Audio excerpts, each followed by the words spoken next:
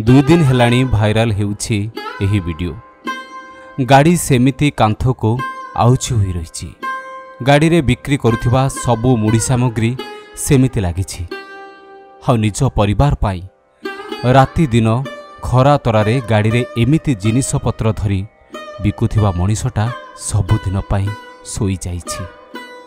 देखिले जेमिति लागुछि से मरी नाहांती, किंतु ना, परिवार रो अनेक स्वप्न देखिथिबा ए मनीषटा आज राति दिन एमिति काम करी करी सामग्री बिकी बिकी आज सबुदिन पाई सोई पड़िछि। ए होछि ओडिशार दृश्य। हाँ आज्ञा, ए दृश्य लोकंको आखिरु लुह काढ़ी दउछि।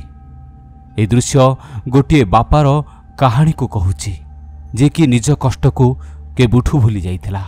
हाँ एबे ता जीवन चलीगला। जे निज खुशी कौन जानी पारलानी, पिला परिवार पाई राति दिन खटु खटु एमिति ता जीवन चली जाइछि। तेबे तांकर केमिति जीवन गला ताकु नै समस्ते जानिबाकु चाहुछंती। आ ए घटना केउठिकार ताहा भी जानिबाकु चाहुछंती, कारण सोशल मीडिया रे ए वीडियो भाइराल होला परे समस्तक आखिरु लुह झरुछि। जीवन केतेबेले कहार केमिति चली जाउछि केही किछि बुझी पारुनाहांती।